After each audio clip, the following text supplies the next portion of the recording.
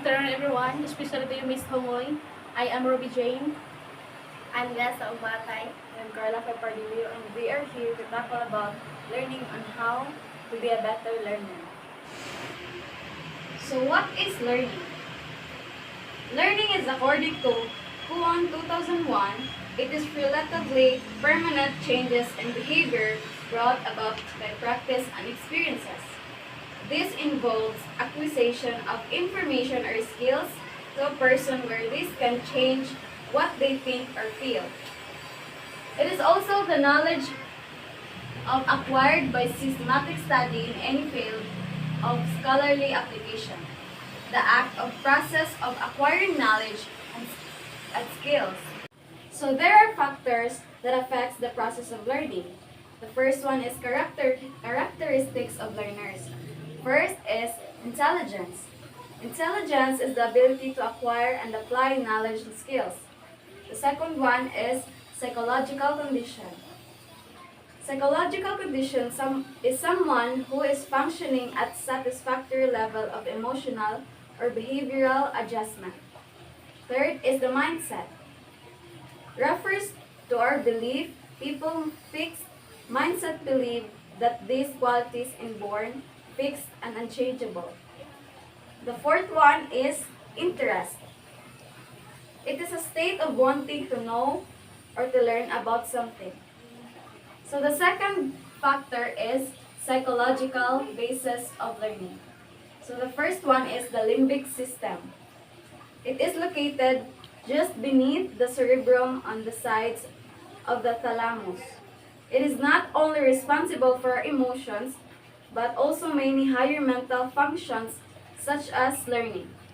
So the second is cerebrum, the biggest part of the brain. It is mostly highly developed and the thought and control center. Function for mental processes like thinking, receiving and producing, understanding language. So next is the types of learning. So first is associative learning. So what is associative learning? A type of learning that takes place by associating or connecting a stimulus to a response or response to our reinforcement. So there are two types of conditioning and associative learning. First is classical conditioning. Classical conditioning is a conditioned stimulus becomes associated with an unrelated, unconditioned stimulus in order to produce a behavioral response known as a conditioned response by Ivan Pavlov. For example, the aroma of your mother's cooking makes you happy. So the aroma reminds you of your loving mother. So the second example is hearing a certain song makes you feel sad. So the song reminds you of a past relationship. So let's proceed to cognitive learning. Cognitive learning is a type of learning that takes place through conscious mental activities like thinking, understanding, and remembering. And there are two types of cognitive learning. First is the latent learning. It is a learning without reinforcement.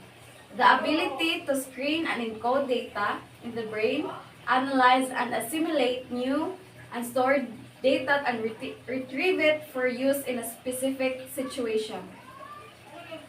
By cognitive map, Edward Tolman. For example, learning that disaster drills may prove useful when real disasters strikes.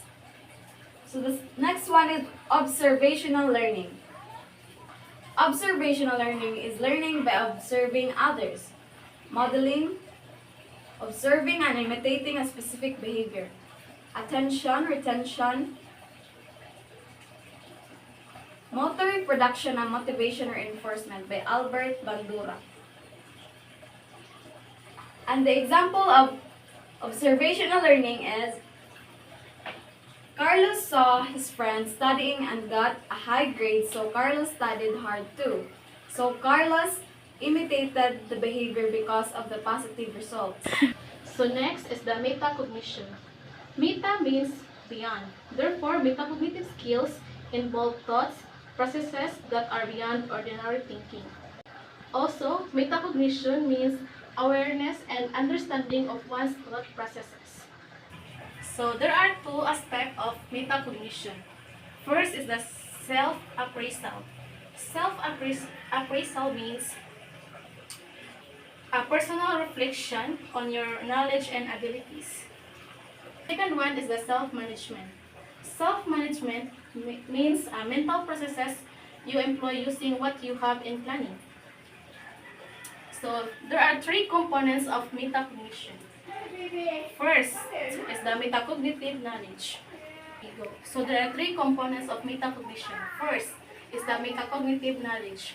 Metacognitive knowledge means how the person processes information and the strategies he uses to optimize his learning.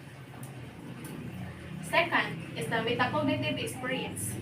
Metacognitive experience means the second one is the metacognitive experience. Means is the positive emotion can motivate the person to continue learning, and a positive attitude directs the person to accomplish the learning task.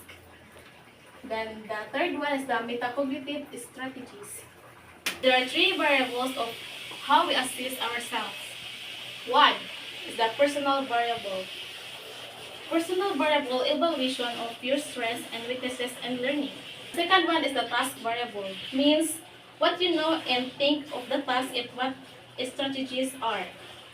Third one is the strategy variables. Means that what strategies you already have in dealing tasks. So there are metacognitive skills. First is knowing your limits. Know your scope and limitations of your resources.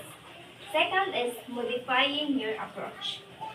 Modifying your approach, recognizing that your strategy is not appropriate with the task you have to look for other strategies. The third one is scheming. Browsing on your materials and keeping an eye on keywords, phrases, or sentences. The fourth one is rehearsing. Not only repeatedly talking or writing, but make a personal interpretation or summary of learning experiences. So the last one is self-test.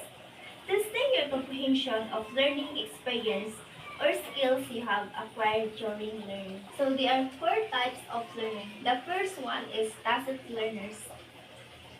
Unaware of metacognitive process through they know the extent of their knowledge. Second is aware learners.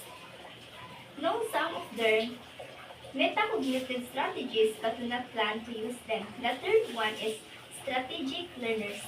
Strategize and plan their course of action towards a learning experience. Fourth is reflective learners.